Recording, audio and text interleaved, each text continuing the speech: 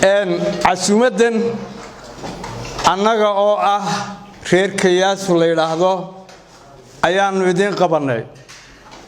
waxaanu idinku qabanay dantayadii siyaasadeed markaanu ka weynay kulmiye waxaanu isniri waxa idinku wanaagsan oo dantiinu ka muuqatay ta qarankuba xisbiga wadani sidaasi maanta waxa weeyaan musharaxiin anagu baryaanba soo xuleynay sidaan xisbiga u keenin lahayn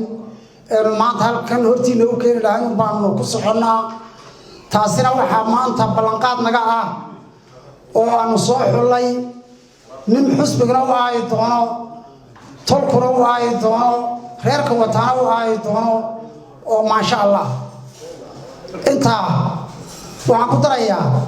waxaan maanta aad u sii jeclaaday intaan fadhiyay oo kaliya protocolkiina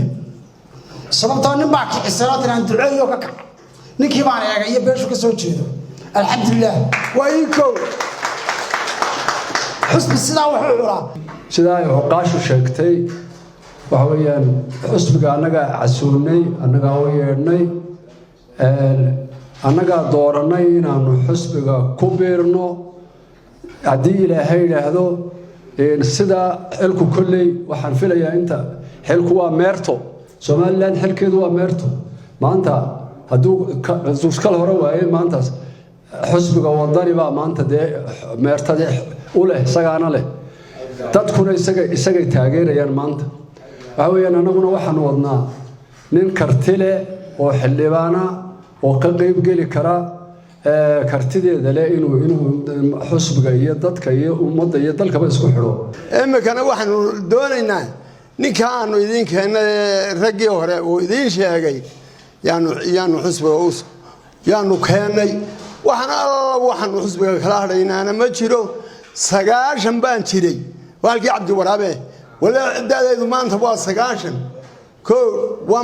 mikrofoonka igu horeeyay annagu maanta markaanu kala hufnay eenu kala haadinay saddexda xisbi qaran eenu mid walba eegnay ilaa inta nin waliba markuu hadlayo waxba la qoraa taariikhduna waa lama ilaawaan waxay nala noqotay xildhibaanka iyaga halka aanu la tegayno ee uu waxna ka qaban karo waxna ka gudi karo inay tahay xisbiga wadani madaxdu inay qaabilaada iyo maamul ahaan inay sidaa ay noo soo ajiibeen eenu u deewaan gashanahay inay meel fiican oo deewaan gelinta aanu ugu horeynay ayaanu idinkana idinka codsanayna dawadayaashii horeeyay hadalka dhameeyay wax kale ay ku tarimaayo salaantaas baan kaga baxaya runtii dawar faano ujeedada oo waxa casuumadan ay tahay shaacinta inay u socdaan xildhibaanka beesha Yaasuf waxaan ka marakacayaa oo aan marxaati ka ahay Farxaan Muuse Iimaan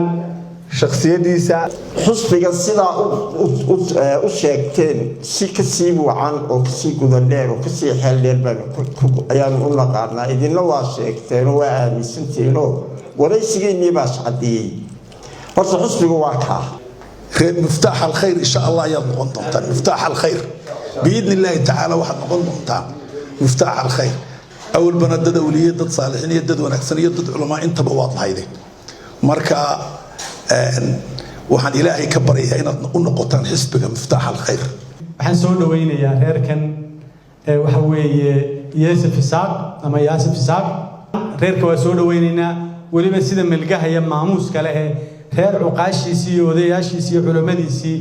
ay marayaan oo aan waliba iska dabahdo marka waxaanu rajaynaynaa insha Allah taala xisbiga inay qayb ka noqotaan oo hoggaan u noqotaan fadhigankii ka ku xigana inaynu balacabanay isugu nimaadno si carabka loogu dhuftay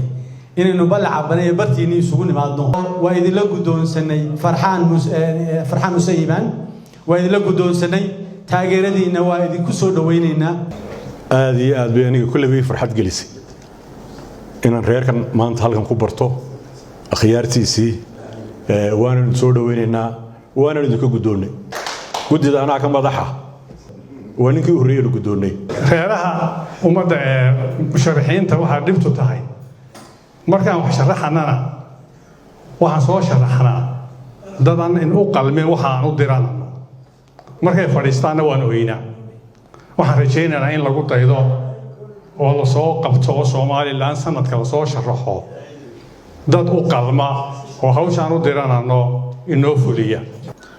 tartan badan oo reer ahaan aanu galnay odayaashayda cuqaasha iyo salaadiinta iyo siyaasiyiintuba ay ka mid yihiin ee ii gartay maanta anigu inaan isu taago golaha baarlamaanka doorashada soo socota oo ay iga sharaxaan oo ay ii garteen mar kale inaan ka mid noqdo xildhibaanada ka diiwaan gashan ee ka soo bixi doona haddii Ilaahay yiraahdo xisbiga wadani runtii farxad weyn bay noo tahay maanta inaanu ajiibno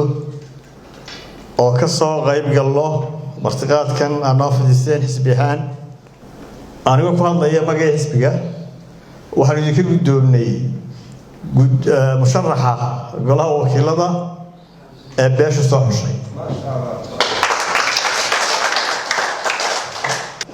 Somaliland waxay ku dhismaysaa axsaabtuna ku dhismayaan innagoo qabyaalada ka guura